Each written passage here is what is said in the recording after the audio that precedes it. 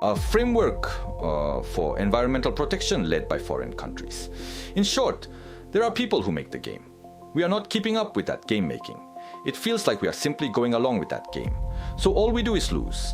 Even though we know it would be better to incinerate it, the CO2 issue means we cannot incinerate it. So strange recycling happens.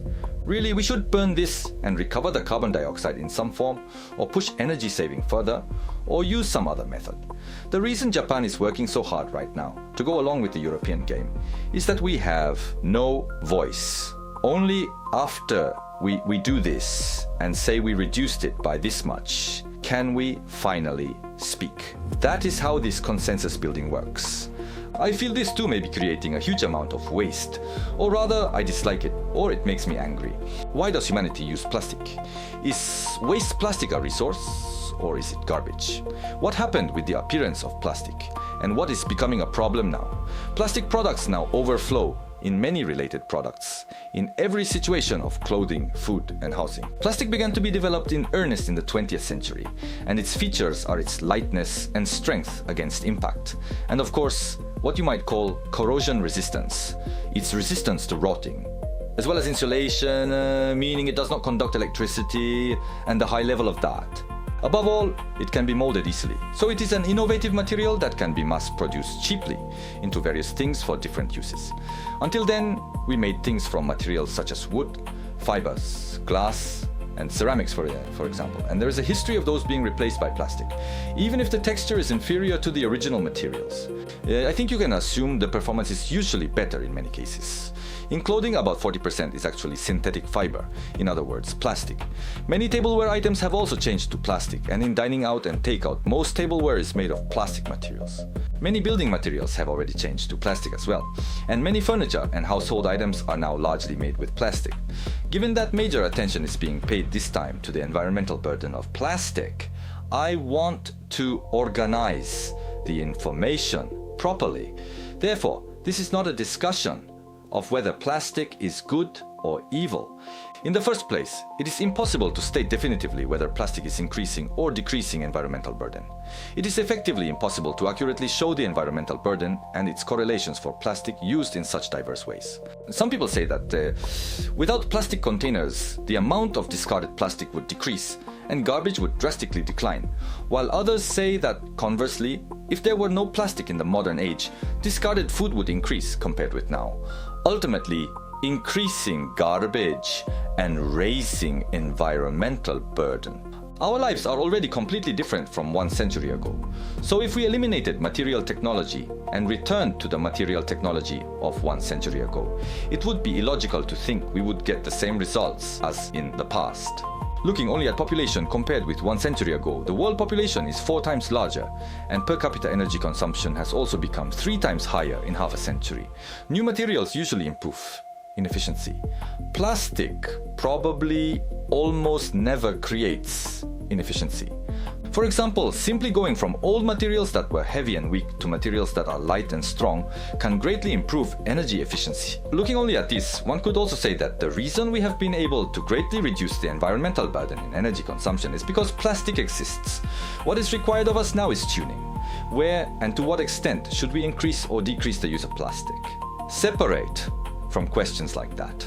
We need to think about environmental burdens, such as pollution. It is not appropriate to discuss energy problems and environmental pollution together. In short, that is what tuning means. If we implement many policies from many directions at the same time, we cannot measure what was good and what was bad. What we aim for is eliminating environmental pollution and using resources sustainably. I myself am not especially interested in environmental burden right now, but if claims that lack the underlying environmental literacy may be misleading people on environmental problems, then that is a problem of great interest to me, rather than environmental problems. My interest is in that misleading, so to speak.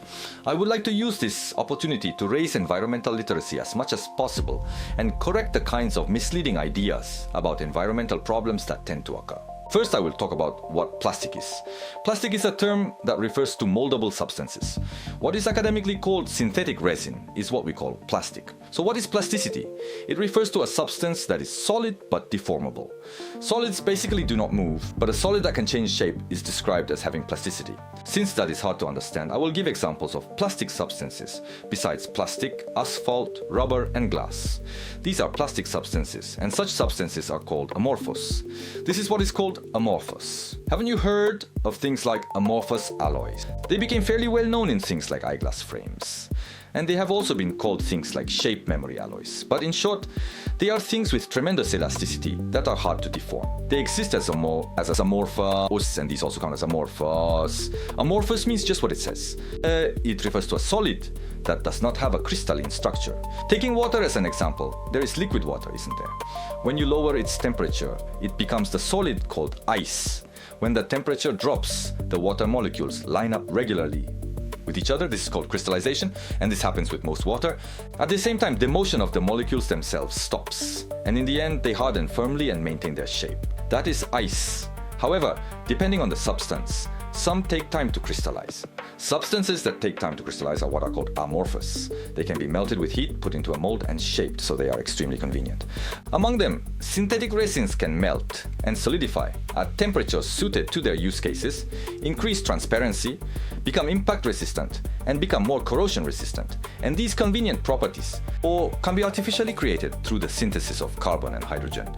So the convenient, usable new materials that did not exist 1 century ago are the synthetic resins around us.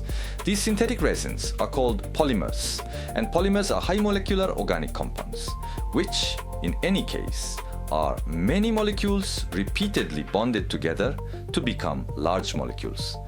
To summarize, plastic or synthetic resin is an amorphous material in which high polymers of carbon and hydrogen have solidified from a liquid state, and there are many combinations of those high molecular polymers.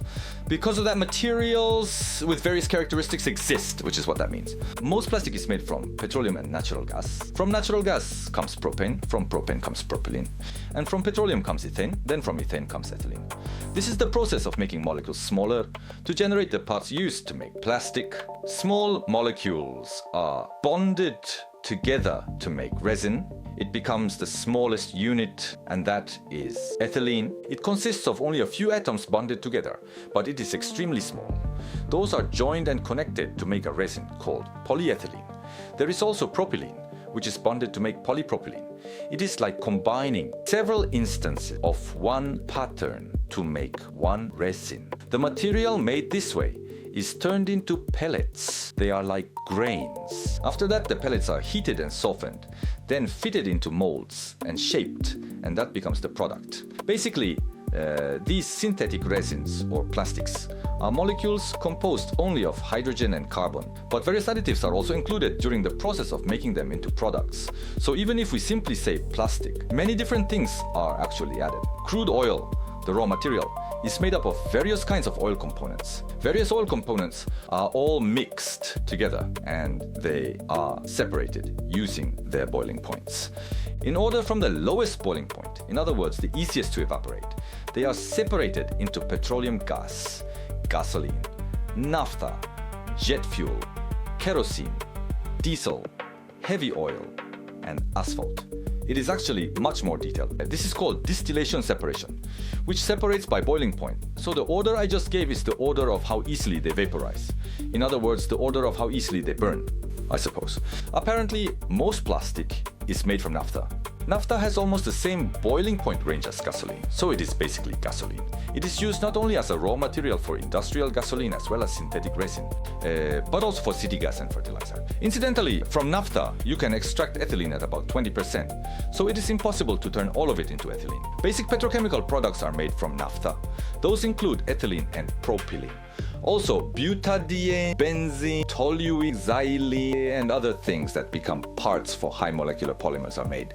Ethylene has the chemical formula C2H4, so it is a molecule with a simple structure made of 6 atoms, 2 carbons and 4 hydrogens. By linking molecules like this into chains, various types of synthetic resins are made. I looked into the world's total plastic production. According to data provided by the Ministry of the Environment, 8.3 billion tons of plastic have been produced worldwide so far. Of that, the portion equivalent to half was produced in roughly the most recent 13 years. Production volume is increasing. The most common use of plastic is packaging plastic.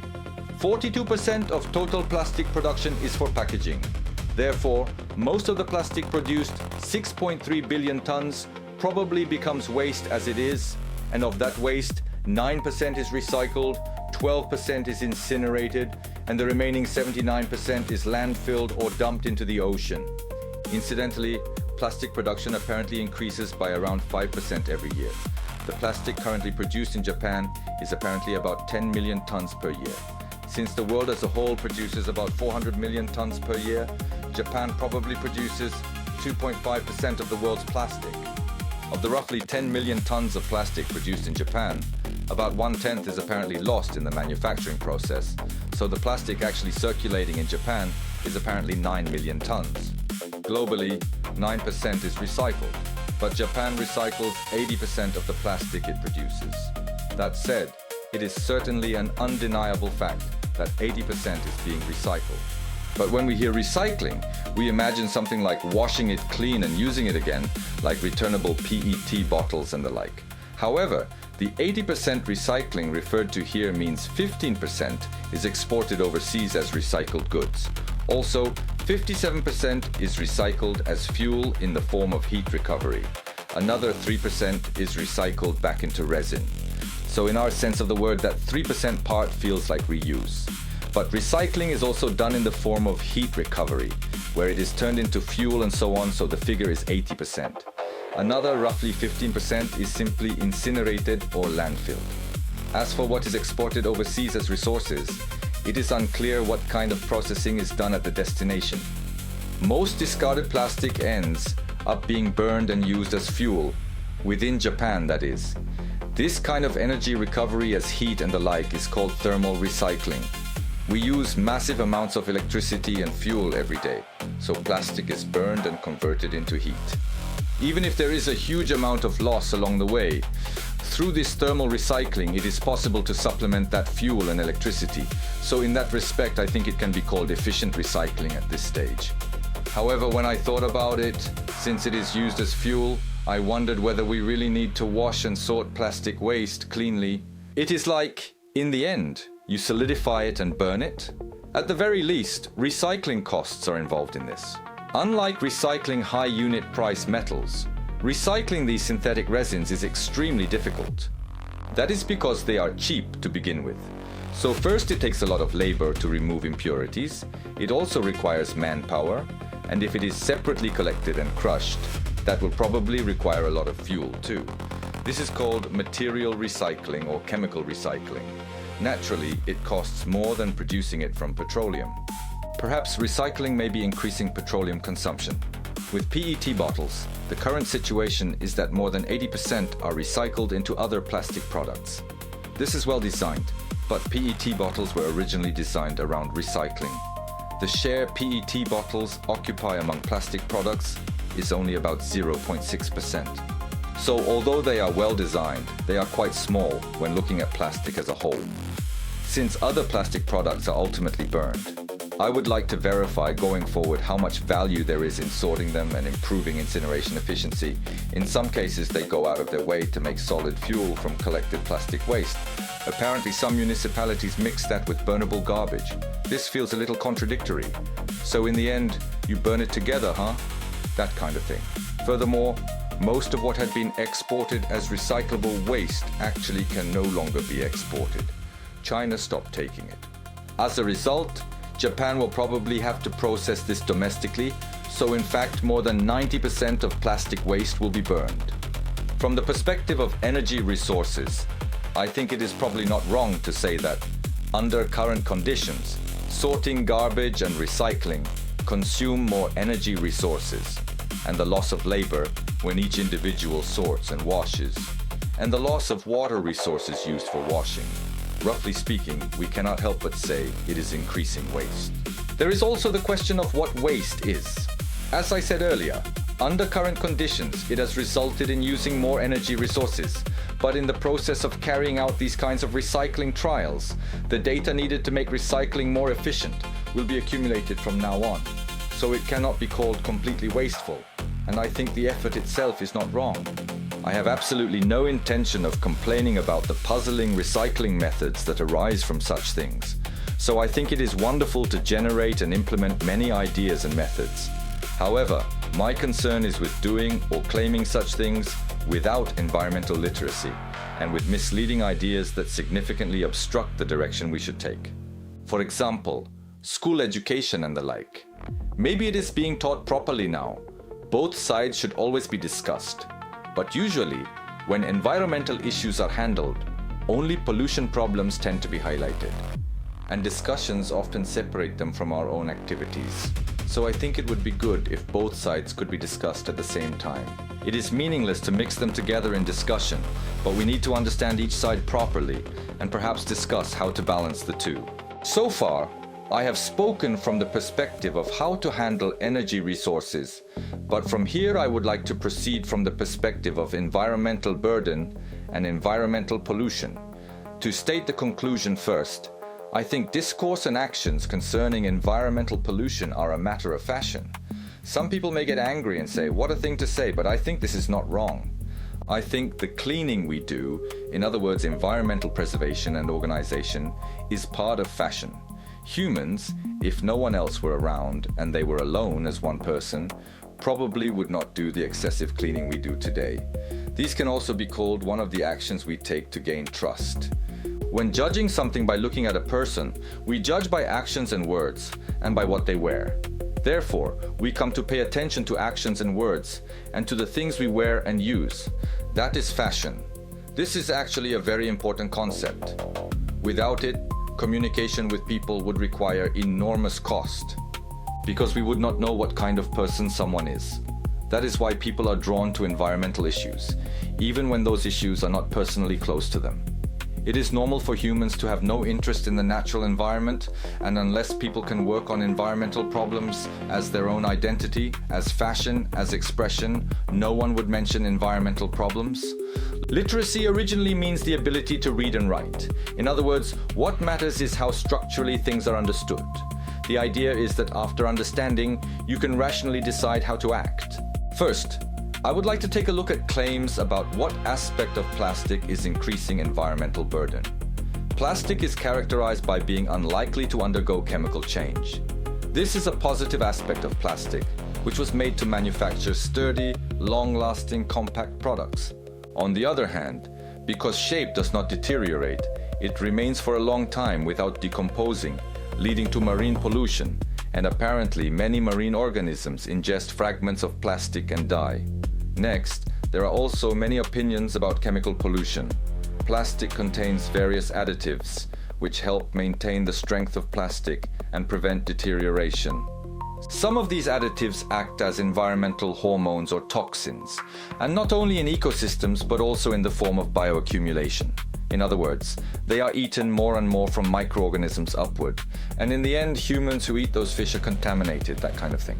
Also, there is the claim that plastic made from fossil fuels is ultimately incinerated, producing carbon dioxide, that is, increasing greenhouse gases, and thereby increasing environmental burden.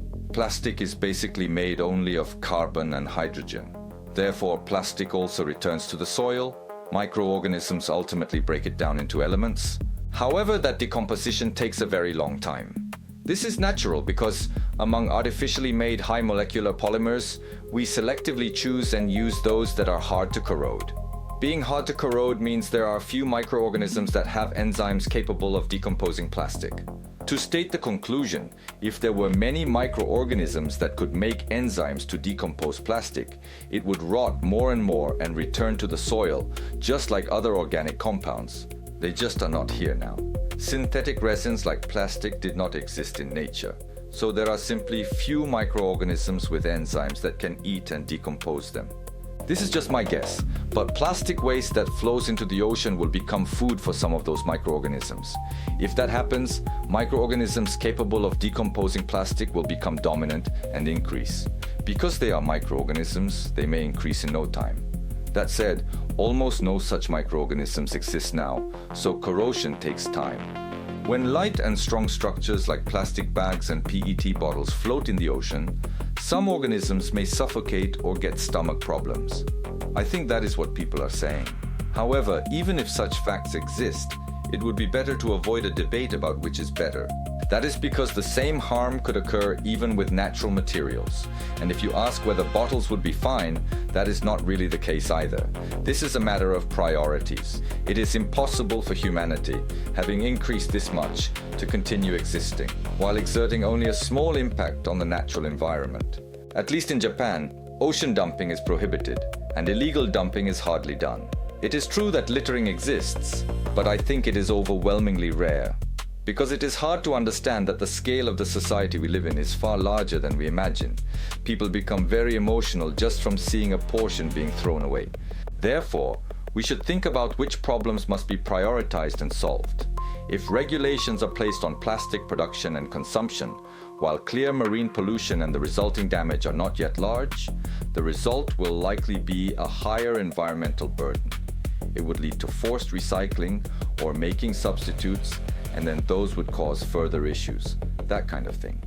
It is true that technological innovation created by private companies is tremendous. By imposing regulations, they create new value that solves those problems. On the other hand, imposing regulations on plastic production and consumption could result in developing another new material and causing new problems. This means there may also be cases where we have to establish a recycling method for the new material again from scratch, and that such things can happen at the same time. Next, about additives contained in plastic. The image that plastic itself leads to environmental pollution is caused by these additives. For example, polypropylene oxidizes easily, so antioxidants may be included, and materials like ultraviolet absorbers or reflective materials are used. The issue seems to be that they leak out due to deterioration, heat, ultraviolet light, and so on. In the first place, dumping plastic into the ocean is the problem, so that should be solved as a priority. But if the possibility of environmental pollution is something like a 100-year later issue, or if it may be dangerous after 100 years, then I think it should be postponed. It would be better to put all our effort into stopping ocean dumping. From here, my own claims come out in full force, but I looked into various measures against environmental burden. Even among such measures, there are passive ones and active ones. This is my subjective view, but as long as we are human, I think we should pursue active solutions. To put it plainly, I have no interest at all in slogans like, "Let us all raise awareness and do what we can little by little." We cannot expect this to have the effect of lowering environmental burden according to plan, and even if we say raise awareness, it inevitably becomes an illogical and moralistic approach. That is easier to convey, after all. Also, I think there are many patchwork policies that simply suppress consumption, created under the pressure of rising environmental awareness. Charging for shopping bags and separate collection may possibly be among them. Normally, it is difficult enough for us just to reduce waste. Even if it were only for ourselves, reducing waste for all humanity, or for a city, is extremely difficult. Consensus building itself is difficult. The waste itself is still consumption. And that is another difficult point. Reducing waste and reducing consumption end up meaning roughly the same thing. Even with charging for shopping bags, if consumption is drastically reduced, the economy will decline. Within this economic system, discussing reducing consumption or eliminating waste is meaningless. These kinds of passive policies will probably never show results, and in the end, we are merely adapting to those policies. No one can even verify whether they are truly lowering environmental burden or improving our lives. So, I would like to talk about what I consider to be an active approach, but I believe so-called finite resources do not exist. Resources always circulate. If we think in terms of Earth, except for things that fly out into space, resources do not disappear from the Earth. Except for nuclear reactions and the like, they do not. There were no limits from the start. If anything, solar resources are limited. The very idea of finite resources is a primitive way of thinking. Humanity now has the technology to create a fully circular world. It is a question of whether we implement it or not.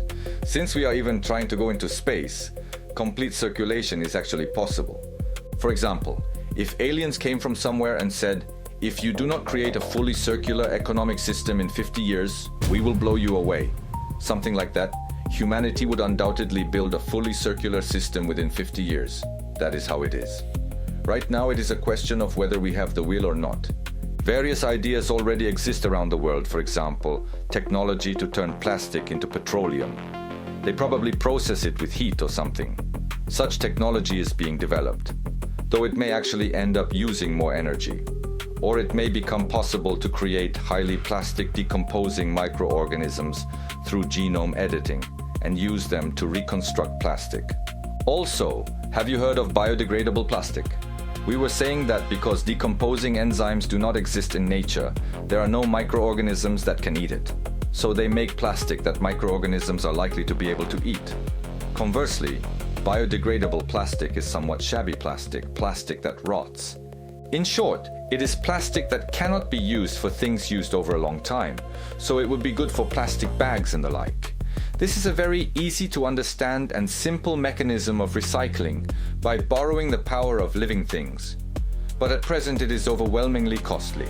The only way to make complete circulation possible is not to use petroleum, but to recover solar energy, for example, or artificially rebuild resources from other sources. Whichever method other than petroleum we choose, in the end, sunlight will be the energy source. What I want to say is that even if it does not come from petroleum, plastic can ultimately be manufactured, even if it costs money under current conditions. If we disregard pollution, even if we throw it away, plastic ultimately circulates. I do not know whether it takes 200 years or 300 years, but in any case it circulates. The idea that because we are placing this much burden on nature, we humans should also bear the burden, I think that way of thinking has a limited future. We should not use our time and effort to bear burdens, but should redirect our minds and time to more active environmental control. If renewable energy is assumed, I think a certain conclusion has been reached about recycling plastic waste. We completely manage disposal. We completely manage disposal so it is not dumped and reliably incinerate plastic waste. I think that is the only option. There is no point in debating this and that about the amount of plastic consumed. Also, it is important to solve environmental problems such as marine pollution separately from that. Plastic has brought revolutionary changes to industrial products. The use of plastic currently makes lightweight things possible, reduces the environmental burden associated with transportation, and, like carbon fiber, lightens transport vehicles themselves and suppresses fuel use. And, like these glasses, it helps protect my life at low cost. Also, by increasing the strength of things, it makes durable products, and there is no doubt that it contributes greatly to saving resources. As a result of this research, I found that thinking about environmental burden is truly difficult. It shows that we should not make claims lightly. For example, cucumbers wrapped in plastic bags apparently last more than 14 days. That means this reduces food loss. It is difficult to judge which is advantageous. Even with recycling, under current conditions, much of it requires more fossil fuel because of the act of recycling, increasing environmental burden. So there is a question as to whether policies are really being carried out based on environmental burden.